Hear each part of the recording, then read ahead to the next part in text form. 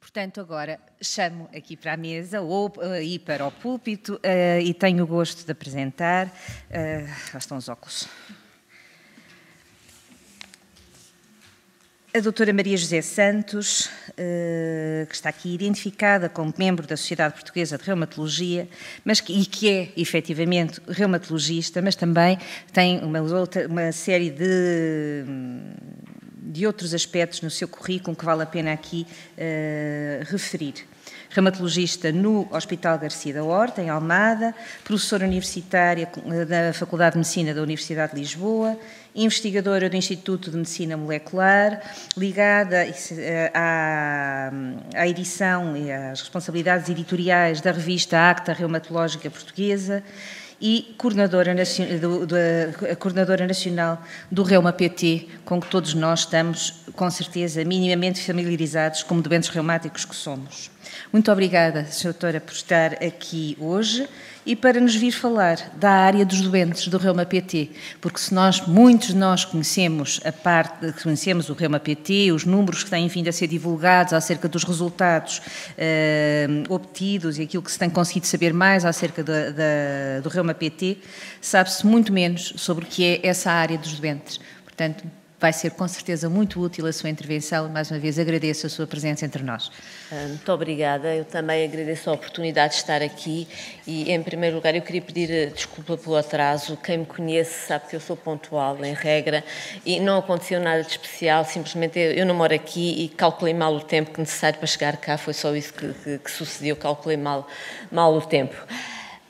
Obrigada à Liga pela oportunidade de divulgar aqui a área dos doentes no Reuma PT, porque de facto é uma ferramenta que temos e que tem uma filosofia um pouco diferente do que foi aqui apresentado anteriormente.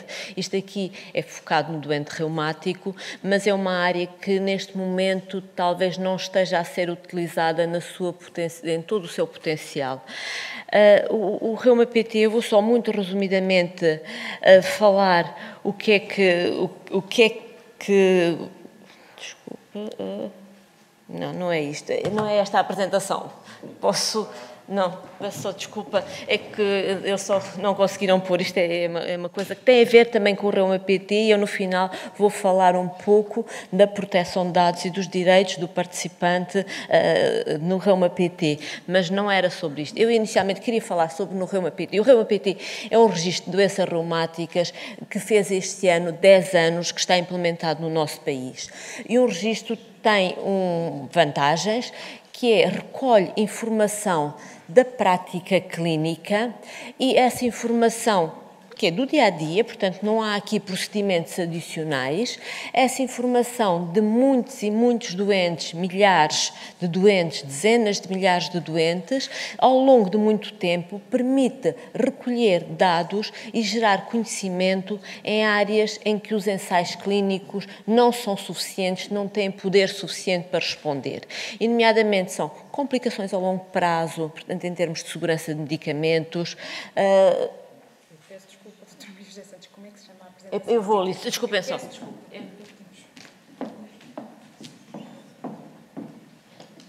nunca fez uma apresentação é que não sabe como estas coisas são fáceis. Eu podia encher só este bocadinho, posso-vos contar que ontem e anteontem eu estive num congresso de coisas profissionais. A gente desdobra-se entre a profissão e depois as outras coisas que faz como voluntário, como estar aqui na Liga. E o resultado foi que houve um computador que não estava a funcionar em condições, tentou-se mudar para outro computador, era um problema da ligação para fazer a projeção e o resultado foi que o outro computador funcionava, mas não fazia ligação. E, portanto, voltámos ao anterior e continuámos sempre com esses problemas. Agora já está resolvido e posso então voltar a dar a palavra. Era só outra apresentação que estava ali na mesma pena. Mas só para explicar resumidamente o que é o Reuma PT, quais foram os princípios, o que é que orientou o Reuma PT, o que é a área do doente, como participar, quais é que são os direitos e qual é que é a garantia de proteção do participante. Acho que isso também é muito importante para o doente que participa. E estava eu a dizer que o Reuma PT começou, e a ideia surgiu quando surgiram os primeiros biológicos, e porque havia algumas dúvidas de como é que seria a segurança a longo prazo. prazo. E os ensaios clínicos tinham ali a duração de 2 anos, 3 anos, e depois não se sabia a longo prazo, será que isto vai ter alguns problemas em termos de segurança? E este foi o primo movens do Reuma PT. Para além disso, também muitas populações são excluídas dos ensaios clínicos, têm critérios de inclusão e de exclusão muito restritos. Portanto, aquilo não representa a generalidade dos doentes. E, concretamente, pessoas mais velhas podem não entrar no ensaio clínico. Pessoas com comorbilidades ou que estão a fazer terapêuticas que são critérios de exclusão do ensaio clínico, esses não estão lá. O registro traduz a nossa realidade, porque nós temos que tratar essas pessoas, mesmo não havendo evidência do ensaio clínico. E queremos também, necessitamos ter dados de segurança e de efetividade dos medicamentos nessas circunstâncias. Isto foi o início, muito o início. Claro que nestes últimos 10 anos muita coisa aconteceu e o Reuma PT expandiu para muitas outras áreas. Desde 2012 o registro está online, portanto pode ser utilizado em tempo real pelo médico, e também aqui uma nota, o registro foi pensado para médicos inicialmente e só a parte dos doentes veio posteriormente. A informação toda ela é recolhida de uma forma estruturada. Tentamos não ter campos de texto livre, porque um dos objetivos principais é contribuirmos para o conhecimento científico e, portanto, conseguirmos facilmente ir lá buscar aqueles dados e trabalhá-los e gerar conhecimento. Isto foi a apresentação pública em 2008 do Reuma PT e em 2012, quando a plataforma migrou para uma plataforma online. O objetivo inicial era registar todos os doentes que estavam a fazer medicamentos biológicos em Portugal, incluindo as ilhas, para sabermos qual é que era a efetividade do tratamento em pessoas reais, não pessoas de ensaios clínicos, e como é que era a segurança e como é que geríamos as comorbilidades. É o início. Também queríamos, com isto, uniformizar de alguma maneira a prática clínica. São medicamentos que trouxeram uma grande mais-valia, mas são medicamentos caros. Queríamos também ter, de alguma forma, a garantia que eles são utilizados da melhor forma possível, isto é, naquelas indicações em que mostraram que tinham a relação risco-benefício era favorável ao benefício. E, portanto, aqui uniformizar e foram gerados alguns consensos de como e quando iniciar, quando manter, quando descontinuar. E com isto também conseguimos melhorar a própria prática clínica, isto é, os médicos, pensando o que é que acontecia na reumatologia há 20 anos atrás, a avaliação do doente reumático era muito pobre. Era está melhor, está pior, o que é que lhe dói, então ajustamos aqui a medicação. Não havia uma quantificação da atividade da doença, uma quantificação da função, não havia nada sobre qualidade de vida. Nos dias de hoje, e espero e acredito que também graças ao Reuma PT, as novas gerações de reumatologistas já estão muito mais despertos para a necessidade de quantificar a atividade da doença e de olhar a outros aspectos, nomeadamente à função e à qualidade de vida, que isto faz parte da boa prática clínica. Acho que o Reuma PT, isto da parte do médico, contribuiu para a melhoria da prática clínica. E ter alguma produção científica, porque queremos com isto também aumentar o conhecimento. Em 2008, como vos disse, isto foi criado para doentes a fazer terapêuticas biológicas, mas rapidamente percebemos que tinha que ser alargado para doentes que não estavam a fazer terapêuticas biológicas e depois para outras doenças, nomeadamente lúpus, artrites precoces, doenças autoinflamatórias, vasculites. Os questionários de autopreenchimento pelo doente foram introduzidos especificamente aqui em 2013. Portanto, já temos 5 anos de recuo de utilização desta ferramenta que o próprio doente pode participar. Mais recentemente, também protocolos dedicados à osteoartrose, à esclerose sistémica, à síndrome de Sjögren, e está em desenvolvimento um protocolo para miosites e está planeado também para osteoporose e fraturas osteoporóticas. A cobertura é praticamente nacional, portanto, neste momento temos 73 centros que contribuem ativamente para o registro, Temos colaborações com o Brasil, mas é só numa área muito específica, que são doenças reumáticas da infância, na artrite idiopática juvenil, e temos também uma colaboração com o Reino Unido na área das vasculites e na área da artrite reumatoide, mas relacionado com um medicamento em particular. A quantidade de doentes que tem sido registada tem vindo a aumentar exponencialmente. Neste momento temos perto de 20.000 doentes registados e mais de 165.000 consultas, o que é um manancial de informação enorme. A maioria dos doentes, como podem ver aqui, são doentes com artrite reumatoide, mas depois as espondiloartrites, o lúpus, a artrite idiopática juvenil, a artrite psoriática, são aqueles que mais contribuem para o registro. Isto são dados que retirei, isto está disponível online, isto pode ser visto por qualquer pessoa, o número de consultas, por diagnóstico e por terapêutica, isto foi do dia 30 de setembro, que foi quando preparei esta apresentação. 19.546 doentes, este é o número de consultas, 165.000 consultas, mais de 8 consultas em média por doente. Em relação à artrite reumatoide, 7.600, depois as espondiloartrites, a artrite psoriática, artrite idiopática juvenil e lúpus com quase 2.000 doentes, e depois outras patologias que são menos representadas porque protocolos foram adicionados mais recentemente. O que é que está subjacente à área do doente? E ao contrário da plataforma da SPMS, que é uma coisa transversal aos utilizadores do Serviço Nacional de Saúde, isto aqui é focado no doente reumático e que pretende que o doente colabore na avaliação da sua doença, que tenha uma ferramenta que lhe dê informações que o ajude na gestão da sua doença e depois que perceba, juntamente com isso, quais é que são os seus direitos.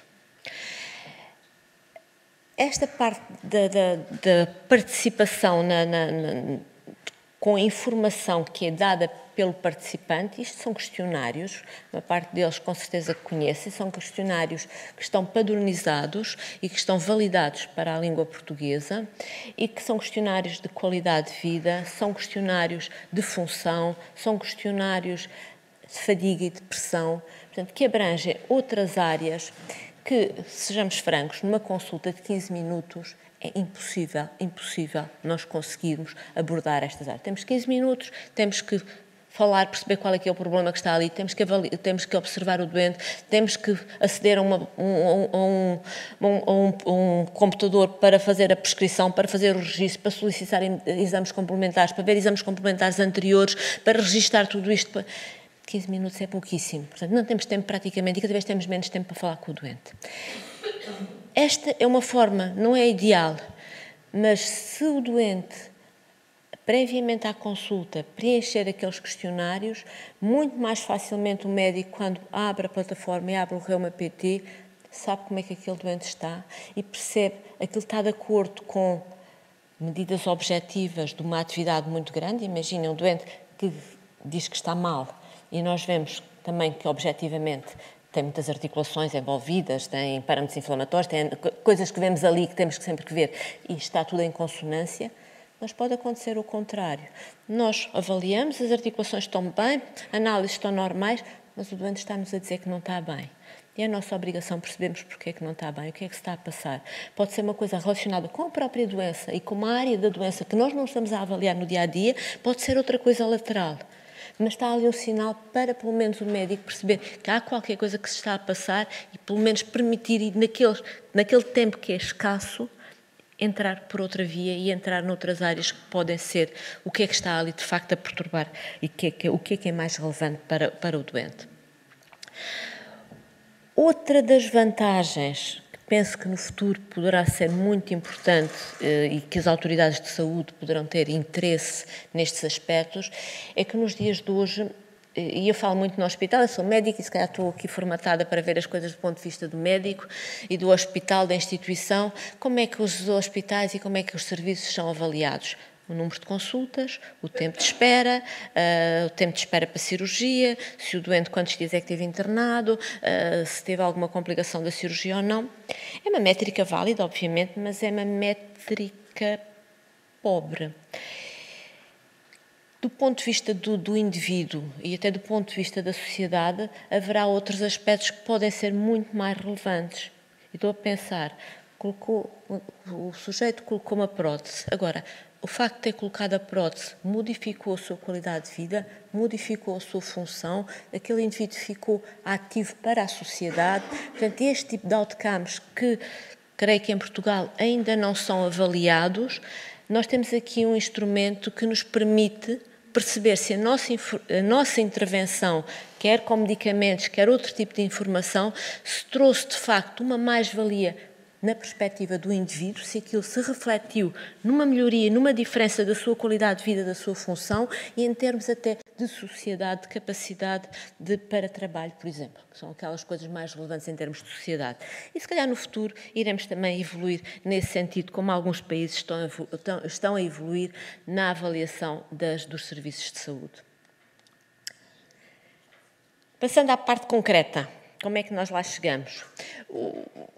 São aqui representantes de doentes, possivelmente têm tido contacto com o Reuma PT, vossos médicos que vos solicitaram agora recentemente, provavelmente para reconsentir, e está à luz do novo Regulamento Geral de Proteção de Dados, tivemos que refazer o consentimento informado para estar de acordo com o regulamento e todos os doentes têm que reconsentir, caso contrário não podemos usar aquela informação. Isto é o site, o link, www.reuma.pt, e esta é a página, o aspecto, em que aqui há uma área do médico, aqui há uma área do doente. Portanto, clicando aqui nesta área do doente, o doente pode entrar e há 2 níveis de acesso. O primeiro nível entra com uma senha de acesso, que é o número do SNS e a data de nascimento, e pode preencher questionários. Não está aqui, agora estava a ouvir a comunicação anterior e estava a pensar, não há aqui nenhum campo de texto livre em que o doente possa enviar uma mensagem para o médico. E não sei até que ponto, da perspectiva do doente, isto poderia ser interessante, ter ali alguma forma de comunicar. Mas isso é outro aspecto que podemos depois falar, e se houver sugestões, porque isto é tudo feito dentro da sociedade, é um técnico que está a trabalhar nisto, portanto é facilmente adaptável à medida das nossas necessidades, daquilo que consideremos que seja relevante.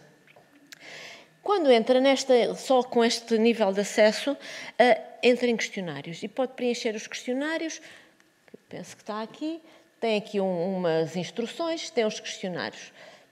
Esta parte só entra com o segundo nível de acesso. Isto é para dar também resposta aos direitos do doente de serem informados sobre quais os dados de saúde, quais os seus dados pessoais que estão a ser recolhidos, terem acesso a essa informação, poderem confirmar se essa informação está correta, se detectarem alguma incorreção, poderem exigir que essa informação seja retificada ou poderem, por simplesmente, dizer eu não quero mais, eu quero ser esquecido. Portanto, isto faz parte dos direitos e aqui está previsto, neste segundo nível de acesso, que é um segundo nível de acesso a dados muito mais sensíveis que um questionário, o doente tem que solicitar uma password que é gerada aleatoriamente pelo médico. O médico dá-lhe essa password que o doente depois pode, na sua área, alterar. E se tiver um e-mail, pode pôr lá o seu endereço de e-mail para recuperar a senha, caso se esqueça. Se não tiver endereço de e-mail, também não há problema. Se esquecer, volta a pedir ao médico para gerar aleatoriamente outra vez essa senha. E ali tem toda a informação objetiva que foi recolhida. Portanto, desde as articulações, desde as comorbilidades, a terapêutica, as análises que estão lá. Portanto, a evolução da própria doença, isto tudo está visualizável, não é editável, mas está visualizável para o doente.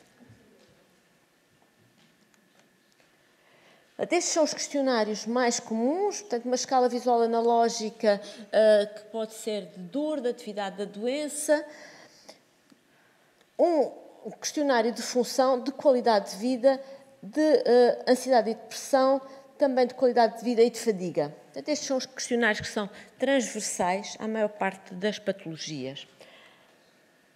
Quando entra aqui para aceder aos dados pessoais e aos dados da consulta, já precisa de um segundo patamar, isto por questões de segurança, vê o que é que está lá em termos de situação laboral, consumo de álcool e tabaco. Os dados da consulta têm um quadro evolutivo, pode ter gráficos evolutivos, tem acesso aos resultados das suas análises, comorbilidades, alergias, se estiverem registadas, qual a terapêutica, terapêuticas não farmacológicas, vacinas que tem e foi feito o rastreio de tuberculose, nomeadamente para os doentes que começaram terapêuticas biológicas. E pode gerar, por exemplo, assim um gráfico e ver como é que a sua doença, isto é um gráfico de atividade da doença, mas pode escolher até várias formas de visualizar a atividade da doença. Se é só pela dor, se é pelas articulações dolorosas, se são índices compostos, se é função, etc. E perceber, e acho que esta noção que o próprio doente tem de como é que está a responder à terapêutica, creio que é uma coisa útil não só para a literacia em saúde, mas para a transparência, para saber, não, nós não estamos em lados diferentes da bancada, estamos todos do mesmo lado e estamos todos a contribuir, porque o que queremos no final do dia é que tudo isto esteja controlado e que o doente esteja bem. Portanto, somos parceiros nisto e o nosso objetivo é querermos que a doença esteja tudo aqui em termos de atividade e que a função esteja o mais normal possível.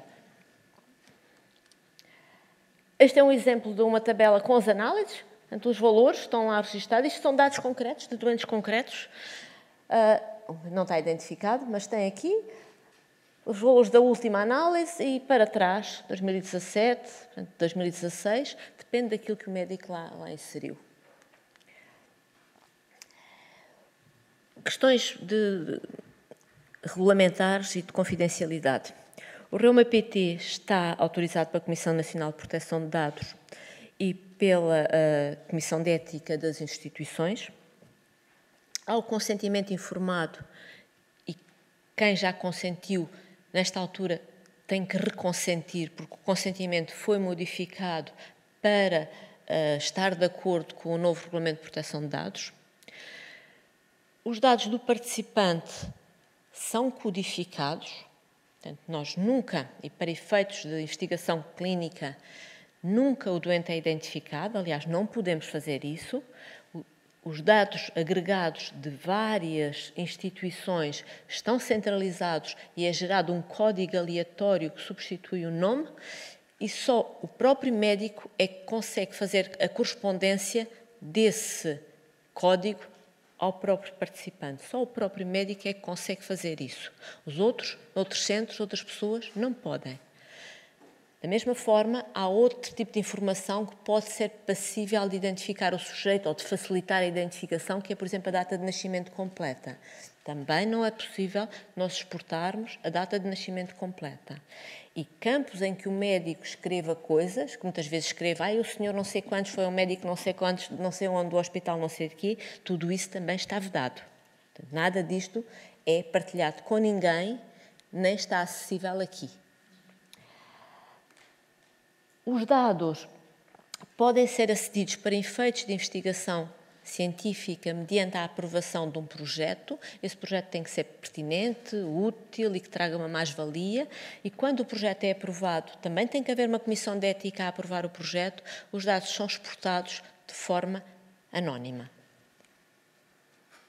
Há um responsável pelo tratamento dos dados, que é a Sociedade Portuguesa de Reumatologia.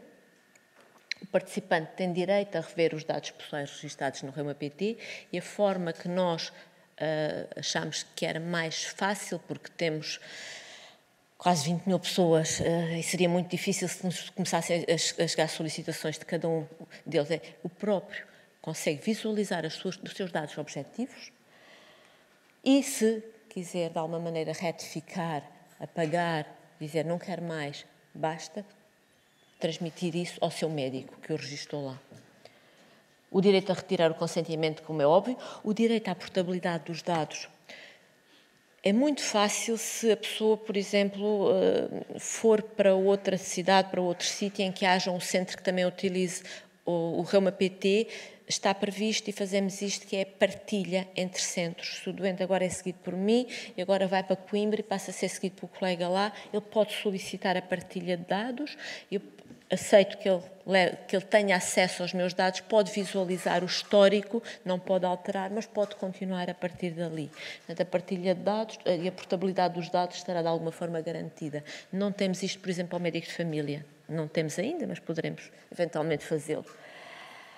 E claro que se alguém achar ou verificar que os seus dados estão a ser mal usados para os fins não lícitos, porque a licitude do tratamento dos dados também está no consentimento informado, tem o direito a reclamar, pode fazê-lo ao encarregado de proteção de dados da Sociedade Portuguesa de Reumatologia, ou podem apresentar uma reclamação junto da CNPD, que é a nível nacional a entidade que está responsável por isto.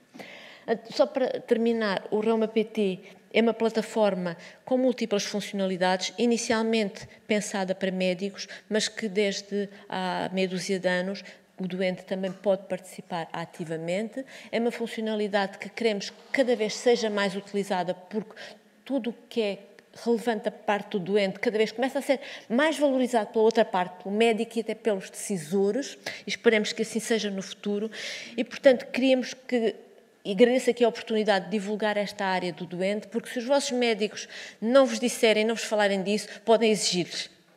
E devem exigir-lhes. Muito obrigada.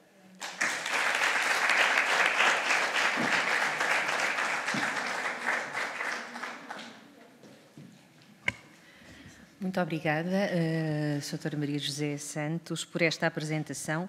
Devo dizer que, enquanto doente reumática, para mim foi especialmente útil, porque sou precisamente um desses casos que acabou de referir, em que nunca me falaram da área do doente, do Reuma PT sim, mas da possibilidade de eu própria aceder, poder fazer tudo isto que acabou aqui de nos falar, eu nunca tinha sido informada. E penso que estarão mais pessoas na mesma situação. Ora, depois de expostos, de feitas estas duas exposições sobre duas coisas diferentes, mas afinal de contas absolutamente interligadas, passávamos à discussão e perguntava se alguém tem perguntas a fazer. Já vi ali que a Elsa tem. E, se houver mais alguém que já tenha alguma pergunta, pode pôr o braço no ar, só para eu ir tomando nota. Tenho algumas. Nem todos são perguntas. Agradecer comentários, etc. Agradecer o excelente contributo que deram. Tenho uma pergunta, por acaso, desculpem. Audiência, quem daqui conhece os questionários dos Patient Reported Outcomes e os costuma preencher no Reuma PT? Vejo aqui duas pessoas. Okay. 3. Existe aqui mais alguém que saiba que está registado no Reuma PT, mas que não usa os questionários? Eu sei. Pronto, fica também já com essa informação visual, que realmente nós temos a consciência que nem todos os doentes têm informação. Uma das questões que me costumam chegar relativamente ao Reuma PT, eu também vou ao diário, costumam chegar acerca do Reuma PT, é precisamente perguntarem-nos como é que podem fazer o registro. Portanto, o registro no Reuma PT depende do médico. Portanto, a própria pessoa não pode registar-se por sua livre criação. Portanto, tem que ser um médico que esteja, estou a perguntar, não é? Um médico que faça parte de um centro que está integrado no Reuma PT. Isto é uma das questões. Portanto, as pessoas perguntam-nos como é que se podem registar no Reuma PT, não estão porque têm doença reumática ou não sabem se estão e como é que o podem fazer. É das perguntas mais frequentes. Portanto, os questionários dos Patient Reported Outcomes já perguntei. Relacionando os questionários, que são, no fundo, resultados reportados pelos doentes, não é? A avaliação que o próprio doente faz da sua situação de saúde, eu acho que seria, se calhar, importante que os doentes se familiarizassem com eles. Porque, por exemplo, se bem estou recordada, a avaliação é feita antes da consulta. Mas no período entre consultas, que pode acontecer algum episódio, um doente que saiba utilizar estes questionários pode, na altura, eu estou com uma crise, estou assim, e vai e preenche os seus questionários. E quando for à consulta, diz, olha, eu tive esta crise, estava com estes parâmetros e fiz isto. Ou então o que é que há a fazer, não é? Eu acho que poderá ser uma hipótese importante e até para a própria autoavaliação da pessoa que tem a doença, não é? Para saber melhor como é que reage à doença. Daí a outra questão em relação ao Reuma-PT, face ao direito à portabilidade dos dados, qual a possibilidade ou viabilidade, e aqui também vou voltar aqui à doutora Cristiana, de, por exemplo, haver alguma comunicação entre a área do utente e o registro, pelo menos na parte do acesso às análises clínicas, aos resultados dos exames, mesmo aos questionários. Isto é uma questão para o futuro. Pronto, isto quanto ao Reuma-PT. Agora, pegando no Reuma-PT e no diário, por exemplo, seria interessante os doentes poderem, pegando na tal ideia dos Patient Reported Outcomes, dos questionários, ter exemplos de questionários para preencher que possam pôr no seu diário.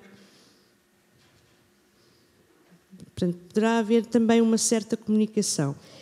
Relativamente ao diário,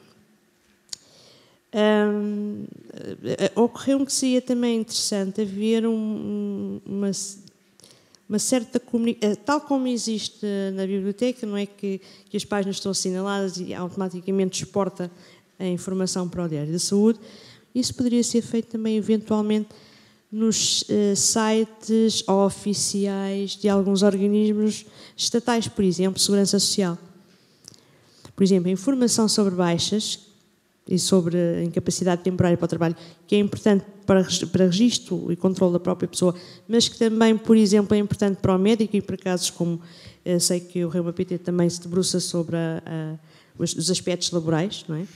Porque nós pretendemos que o trabalho seja um dos resultados a ser considerados como resultado de saúde, portanto, principalmente nos doentes reumáticos, a capacidade de manter ou regressar ao trabalho é um aspecto fundamental e, portanto, seria interessante poder fazer essa articulação também com a Segurança Social, por exemplo, que pudesse também exportar a informação automaticamente, sendo aqueles websites ministeriais, oficiais, governamentais, se calhar mais fácil de ter lá o símbolozinho e de fazer a exportação direta para o Diário da Saúde. Me parece uma ferramenta ótima. Para praticamente terminar, todas estas questões de registros, de diários, são interessantíssimas e importantíssimas, mas todas elas requerem tempo. E a minha questão, se calhar para o geral, para mim própria e para o geral, é: será que nós temos tempo e arranjamos tempo para dedicar a estes registros? Porque, no fundo, quando estamos a registar, estamos a viver a nossa doença e o nosso estado. Não é? E, se calhar, muitas vezes, ao final do dia, nós só queremos esquecer que estamos doentes e não estamos para fazer hoje o registro do que aquilo que me aconteceu hoje em relação à minha doença. Mesmo para terminar, agora, também para o público em geral, nós estamos pouco habituados em colaborar em questionários. E aqui não estou a falar nos questionários do Reuma-PT, estou a falar, por exemplo, nos questionários do Diário da Minha Saúde, seja, por exemplo, também lembrar que tem um questionário de avaliação dentro dos vossos sacos, que é muito importante nós habituarmos a preencher os questionários, a comunicar mais assertivamente e antecipadamente. Nós temos muito o hábito, por vezes, de avaliar as coisas nas redes sociais e temos ferramentas ótimas e esse feedback, essa resposta, positiva ou não, é sempre importante para qualquer instituição. Portanto, comecemos a valorizar mais os questionários, que é uma forma que nós temos de participar nas coisas, seja no Reuma-PT, seja no Diário da Minha Saúde, seja em avaliar o fórum, que é uma forma que nós também temos de descobrir o que é que funciona bem e o que é que pode funcionar melhor no próximo ano. Portanto, muito obrigada mais uma vez. Não sei qual das duas quer começar. Doutora Maria José. Posso começar? Eu espero ainda recordar-me todas as questões. A primeira era se o doente pode espontaneamente candidatar-se a aceder ao Reuma-PT. Eu não sei se do ponto de vista legal nós conseguimos isto, porque isto é feito mediante o consentimento informado. E o consentimento tem que ser alguém a apresentar e a explicar aquele consentimento e tem que ficar registado o consentimento. Portanto, aquilo que eu sugeria, como sendo a forma mais fácil, era questionar o vosso médico: quero-me registar, não se importa de me registar, eu assino o consentimento, e talvez seja a forma mais linear para evitarmos alguma coisa não legal. A outra parte que me estava a dizer é se o doente pode preencher questionários fora das consultas. Com certeza que pode, e os questionários ficam todos lá e dá-nos o histórico daquela pessoa, como é que as coisas evoluíram. Se isto é feito regularmente em todas as instituições, não é, porque isto é uma coisa que consome muito tempo. E também isto tem sido o que nos limita, porque de facto é uma informação de extrema relevância e são raros os registros que têm este tipo de informação, exatamente pelo motivo que não é fazível numa consulta. Temos tentado dar a volta, e o que é que está neste momento em curso? É um projeto que a Sociedade Portuguesa de Reumatologia tem, e já existe numa instituição, não sei se há algum de vós aqui a seguir no Instituto Português de Reumatologia, o Instituto tem uns tablets que, enquanto a pessoa está, por exemplo, fazendo uma infusão, pode preencher durante aquele momento. O projeto da Sociedade Portuguesa de Reumatologia é de alargar a vários centros, não vai ser possível colocar isto em todos os centros, mas vai começar com 10 ou 12 centros piloto, agora, isto já está no terreno, a ver na sala de espera e, portanto, enquanto o doente está ali, aproveitar aquele pedacinho, ou porque está à espera da consulta, ou porque está a fazer um tratamento endovenoso e tem que estar ali, aproveitar para preencher os questionários nesse momento, porque o que verificamos é que mesmo as pessoas que têm acesso online e que às vezes utilizam, muitas vezes esquecem-se, eu devia ter posto aqui um lembrete no telemóvel, esqueci-me. Não é fácil, portanto queremos facilitar o processo e penso que isto poderá ser uma maneira de facilitar o processo. Tinha-me dito outra vez, a outra questão, penso que tinha a ver com a integração dos sistemas.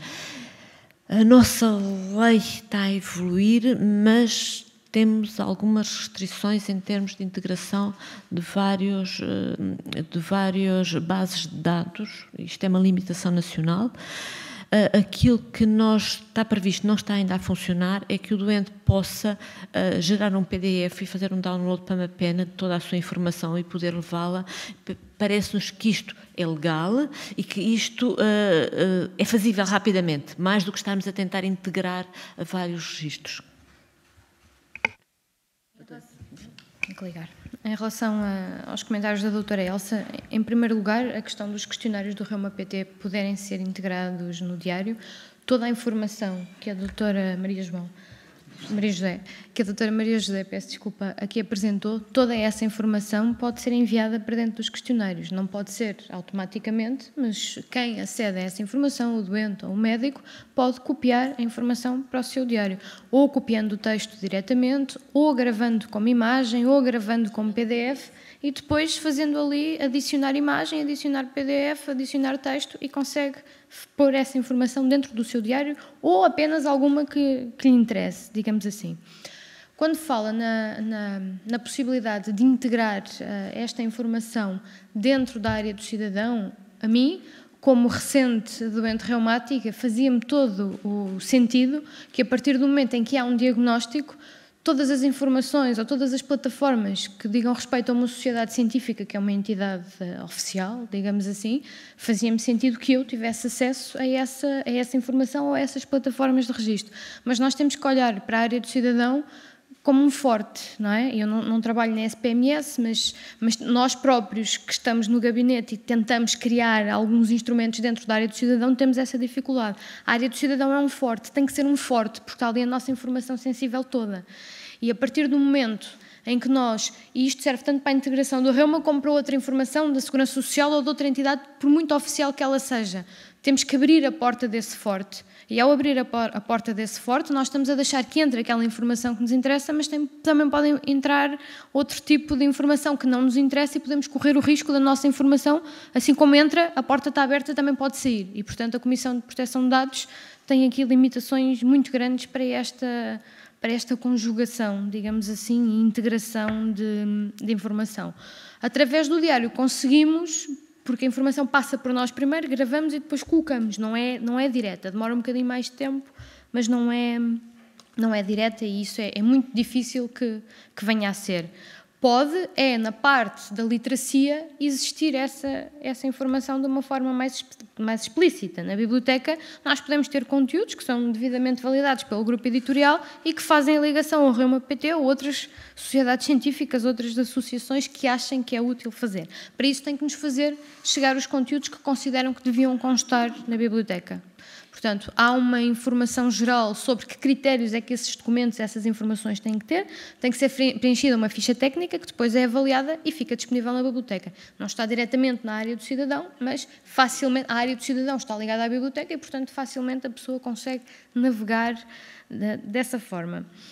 Em relação aos tempos de registro, é verdade, quer dizer, tudo isto implica tempo. Mas isto, como eu disse, é uma ferramenta que temos que ser nós a perceber se é útil ou não. E, portanto, temos que encontrar o nosso equilíbrio entre o tempo que precisamos de gastar e a utilidade que vai ter para nós. Portanto, para mim, se calhar há dias em que é muito mais útil esquecer que o mundo existe e ir-me fechar em Sintra, na serra, a fazer um trilho sozinho e poder gritar e chorar à vontade do que estar a preencher o registro para enviar para a minha médica que depois me manda passear. Como veem, eu tenho aqui um conflito para resolver que hoje está muito acicatado porque a coisa é recente e, enfim, ainda não fiz aqui o meu processo necessário. Em relação aos questionários que a doutora Elsa também está a dizer, o facto das pessoas não responderem com tanta vontade e com tanta facilidade, como viu, nós temos 36 mil registros e só 3 mil pessoas é que se propuseram a ajudar-nos a desenvolver uma ferramenta que é para elas. E eu acho que isso muitas vezes tem a ver com o facto de quando nós preenchemos questionários, ou quando recebemos um questionário e nem sequer o preenchemos, temos a sensação de que isto não vai servir para nada, porque depois não temos retorno nenhum. E contra nós próprios falamos, que não demos feedback a estas 3 mil pessoas, de que forma é que vamos utilizar as suas respostas, o tempo que gastarem e o seu contributo para fazer alguma coisa útil com isso. E, portanto, acho que esta falta de retorno é o que impede as respostas aos questionários. Se bem que não podemos, se estamos a dizer que este questionário é confidencial, depois não temos forma de dizer às pessoas, olha, foi muito útil a sua resposta, quer dizer... Não é? Portanto, também não podemos fazer isso. Mas a pessoa, então, mas afinal é confidencial, como é que me está a responder? Mas podemos, por exemplo, divulgar essa informação no site, junto do diário, pode estar um agradecimento, dizer, olha, fizemos estas alterações assim e assim, com base nas respostas que nos deram, nas apresentações que faço, ponho sempre essa informação, o que é que retirámos dali, das sessões que fizemos, mas acho que tem que haver também um retorno para as pessoas se sentirem motivadas a responder e a ajudarem-nos a evoluir. Muito obrigada. Mais questões? Não estou a ver mãos no ar? Sou eu que estou a ver mal, com certeza. Sim, senhora Ana. Bom dia, o meu nome é Ana Vieira, sou doente reumático e membro da Liga. Eu sei que estou registada no Reuma PT, mas desconhecia a valência do paciente para os doentes. Portanto, existindo essa valência, porque é que os médicos não informam os pacientes quando lhes dizem estou a registá-la no Reuma PT, que existe realmente essa possibilidade de nós nos registarmos? Isto tem a ver com algum tipo de processo que ainda não está bem limado? Queria perceber isto. É só um problema de comunicação? Os médicos esquecem-se com o stress do trabalho habitual? Obrigada. Obrigada pela questão, porque de facto nós queremos potenciar esta área e temos esta limitação que não chega a informação às pessoas. Eu quero crer que não chega porque se calhar o médico está tão atarefado naqueles 15 minutos que isto é mais 1 minuto ou se calhar 2 para explicar depois como é que acede. No nosso hospital o que é que fizemos? A enfermeira até tem um papelinho escrito e dá ao doente as instruções, como chegar lá. Por isso é que este fórum é tão importante que... pelo menos quem está aqui já sabe, pode passar a palavra e podem exigir, quando chegar ao médico, olha, eu quero ter acesso à minha página como doente, por favor, gere-me uma senha, que é só um clique, o gerar a senha é fazer um clique. Eu acredito mesmo que seja falta de tempo, que não haja aqui outro tipo de motivações. Muito obrigada. Mais perguntas? Está ali mais alguém?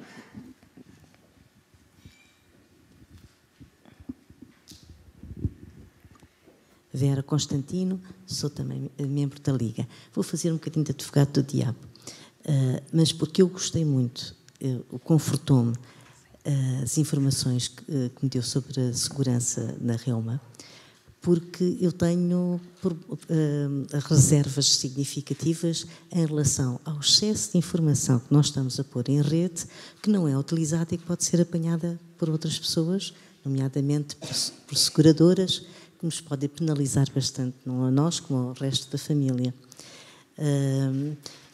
E, portanto, acho que é uma questão que se tem que pôr em causa. Eu não gostaria, por exemplo, eu sou apenas seguida no Hospital Santa Maria e na minha médica de família e pertenço à Liga, mas não percebo como é que sou convocada para reuniões em que se vai fazer um projeto qualquer, até na zona da Almada, com doentes reumáticos.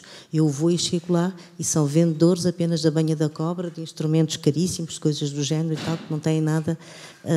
Quer dizer, não percebo onde é que foram buscar a referência, a minha referência. Pronto, é só um bocadinho só levantar esta...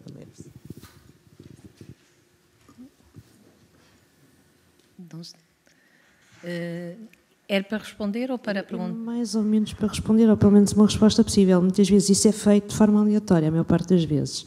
Portanto, as bases nesses casos que está a referir, portanto, já nós, acho que qualquer um de nós já foi alvo de um telefonema que nos pergunta, nós estamos a fazer um rastreio disto ou daquilo, tem doença reumática, se acertarem connosco, estão a acertar, não é? Mas pode não...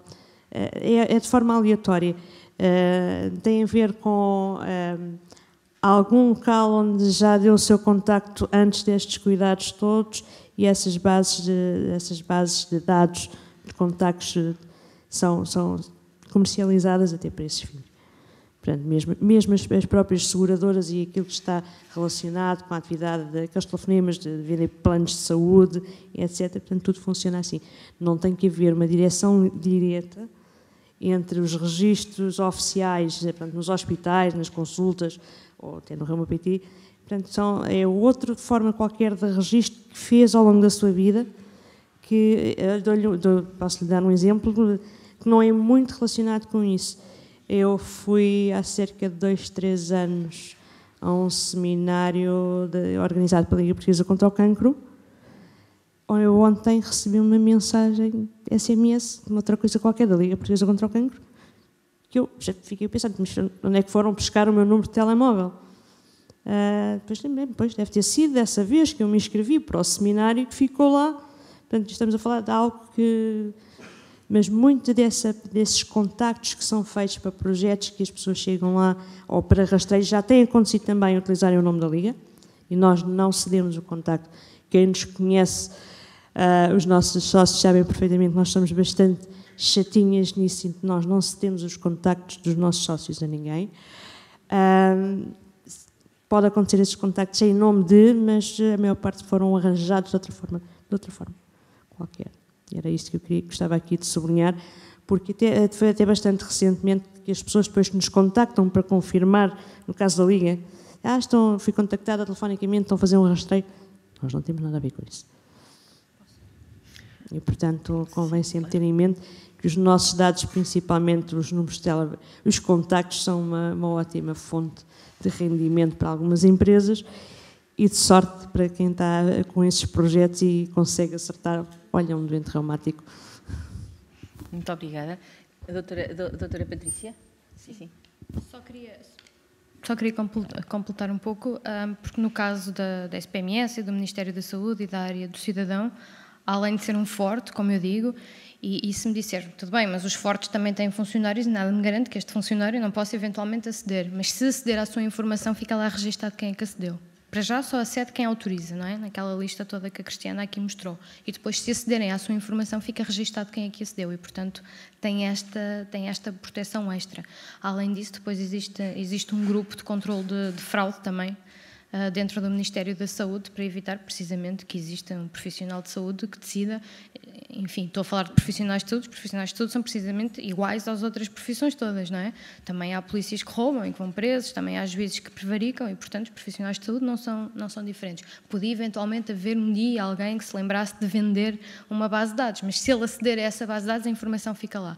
E aceder a essa informação é tão difícil que nós, no gabinete, temos estudos para fazer, temos dados que precisamos e que temos que pedir à CSS, às vezes à SPMS, mas eu posso lhe dizer que estive mais de um ano à espera de um conjunto de dados anonimizados da CSS para realizar o estudo. Portanto, a forma de aceder não é assim tão fácil e eu acho mesmo que estamos protegidos. Se nós tivéssemos, havia outras integrações e outros trabalhos que já podíamos estar muito mais avançados, com uma visibilidade muito maior para o Ministério da Saúde, para a SPMS e com mais utilidade para os utentes e não o conseguimos porque, de facto, a Comissão de Proteção de Dados está atenta e nós temos que seguir todos os meios de segurança que existem. Muito obrigada. Sim. Em relação ao Reuma PT, obviamente também a segurança do participante e a proteção de dados, porque estamos a lidar com dados sensíveis, é a nossa prioridade. E em relação a isso tem também quem acede, o médico acede mediante um login e uma password, que é individual e tem que ser mudada de X em X tempo. Há a rastreabilidade de quem acede àquela informação, portanto há um tracking, se alguém aceder pode saber quem é que está a aceder. No entanto, o médico só acede aos dados dos seus doentes, não acede aos dados nacionais. Os dados nacionais estão anonimizados em conjunto e cada médico só acede como se tivesse ao seu ficheiro clínico. E depois a outra coisa, portanto, o sistema tem aquelas garantias técnicas da proteção, da resiliência e tudo aquilo que tivemos que verificar tudo novamente e está de acordo com o que a lei prevê. A outra coisa que eu ia dizer é que também começámos a minimizar a informação que é recolhida e dados que antes recolhíamos só porque sim, até tínhamos lá a morada do doente e se calhar até tínhamos o telefone. Nós não precisamos dessa informação, portanto isso foi tudo apagado, tal como a data de nascimento completa.